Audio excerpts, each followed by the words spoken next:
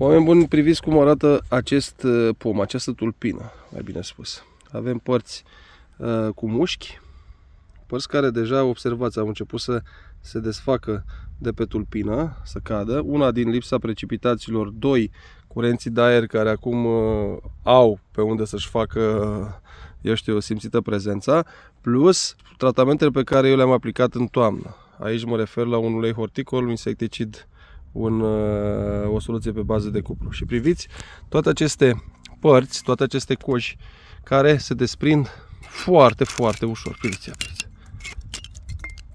Ei bine, eu nu pot să fac un tratament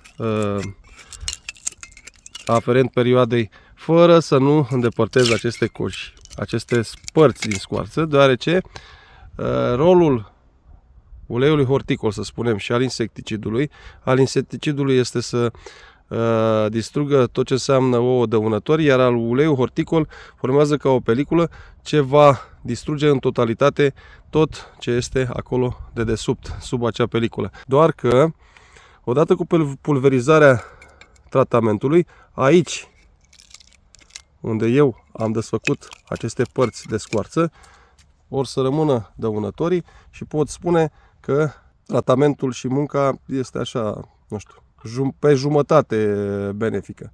Chiar și în cazul văruitului.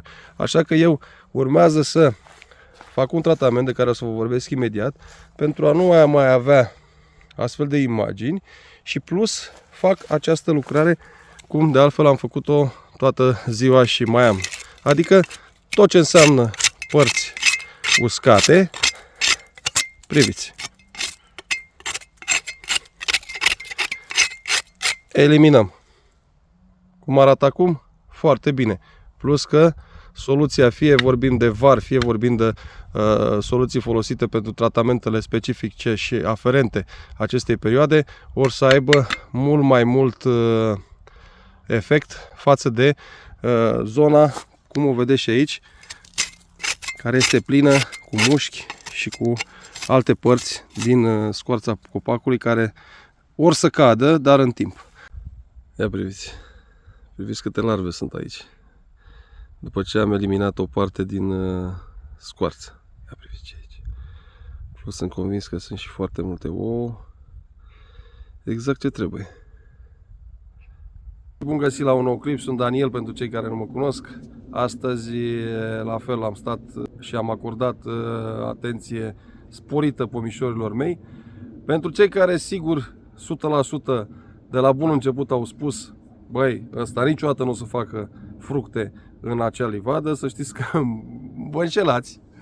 Deja am avut ceva fructe anul trecut și anul acesta sper să fie mult mai multe. Am intervenit, la fel ca și dumneavoastră, prin livadă cu lucrările aferente perioadei, plus că temperaturile ne-au oferit prilejul să facem mai mult decât este normal în această perioadă. Au fost temperaturi cu plus și noaptea, ziua nu mai vorbesc, am ajuns la 13-14 grade, așa că am stat, am muncit și chiar, sincer, din punctul meu de vedere, este mai mult decât bine ce am realizat până acum. Oameni buni, aveți pomi prin livadă, prin grădină, prin curte, pe unde îi aveți, mai ales pomi bătrâni. Dar nu numai, pentru că aceste probleme se potrivi și la pomii mai tineri.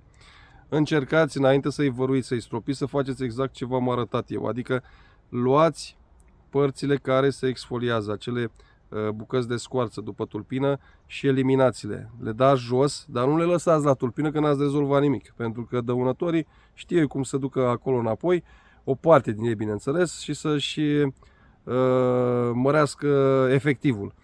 Plus că, în momentul în care dumneavoastră vreți să văruiți pomul și dați peste acele coși, știți, varul și dezinfectează și protejează tulpina de razele solare și de anumite probleme care se potrivi pe parcursul anului. Nu intrăm în detalii.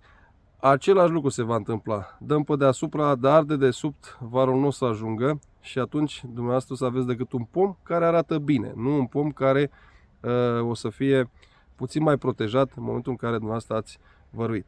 Pentru cei care faceți tratamente pomișorilor, mai ales în această perioadă, tratamentele cu substanțe pe bază de cupru și ulei horticol insecticid, același lucru. Putem să dăm cu presiune pe tulpină, pentru că acele bucăți pe care vi le arătam eu puțin mai înainte de scoarță, fiind desfăcute parțial, nu fac altceva decât să protejeze zonele pomului unde dăunătorii stau și își fac veacul.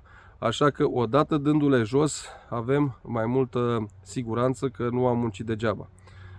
Plus că uleiul horticul are rolul de a forma o peliculă pe toată tulpina și să înăbușească tot acolo, să omoare toți dăunătorii. Nu se va întâmpla acest lucru pentru că acele părți care sunt desfăcute vor să creeze mediul perfect ca dăunătorii să stea în continuare acolo liniștiți, să-și vadă de treabă. Aici vorbim de păianjen, vorbim de mai multe larve, mai mulți viermișori, vorbim de tot felul de păduchi și alți dăunători care de multe ori nici nu putem vedea cu ochiul liber. Dar îi vedem pe parcursul anului când vin și ne atacă fie părți din scheletul pomului, fie părți din fructe.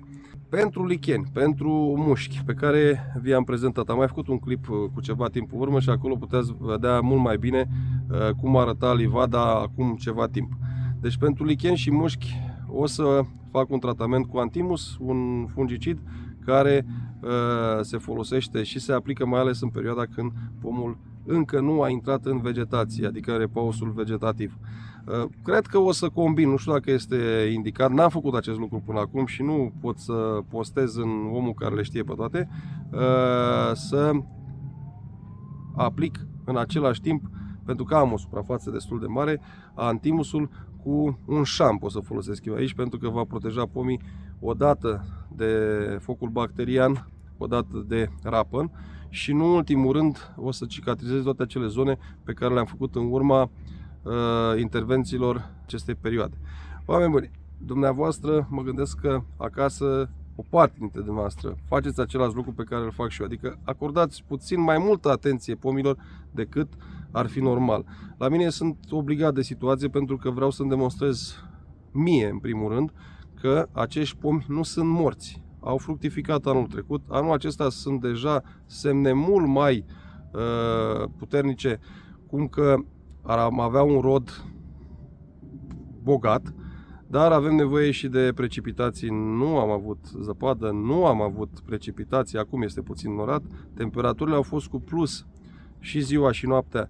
Din acest motiv am demarat lucrările prin livezi și dacă nu avem apă și un timp care ține și cu noi într-un fel, dar să fie un timp care ajută și pomișorii, poți să ai și rod, poți să ai și pom sănătos, să-ți faci datoria, dar fructe nu or să fie.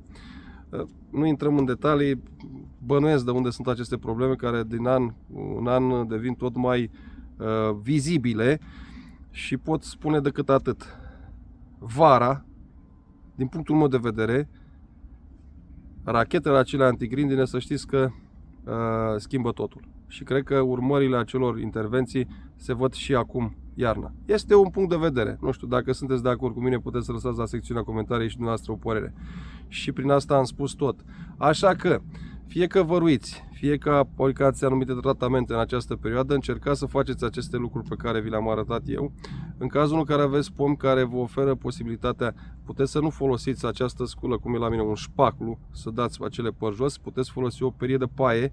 Este indicată pentru eliminarea zonei unde aplicați dumneavoastră un tratament sau o văruire și mai puteți folosi, am spus-o și în alt clip, acei saci care depozitează ceapa sau cartofii. Sunt niște saci puțin mai gronjos, să spun, cu ghilimele de rigoare, și frecat bine cu ei și doar atunci este indicat să aplicați acele tratamente. Lichenii, mușchii nu vă fac foarte mult rău la pomii dumneavoastră din livadă, din curte, din grădină, dar să știți că ei adăpostesc și protejează mulți dăunători, multe bacterii, multe ciuperci și atunci pomul încet, dar sigur să aibă de suferit, chiar dacă unii o să mă contrazică la ceea ce spun acum, în timp. Pentru că mai ales mușchiul și lechenul o să țină umezeală în acea zonă și prin umezeală să transmit bolile, dăunătorii își fac de cap și toate puse cap la cap duc la ceea ce vedeți dumneavoastră sau ceea ce ați văzut, mai bine spus, în trecut prin această livadă. Vă doresc numai bine, spor la muncă și să vină ploaia, că avem mare nevoie de ea. Și zăpada pentru cei care iubesc sporturile de iarnă. Eu sunt șofer și știți dumneavoastră, șoferii au o problemă când vine vorba de zăpadă, îngheț polei. Nu mai bine vă doresc.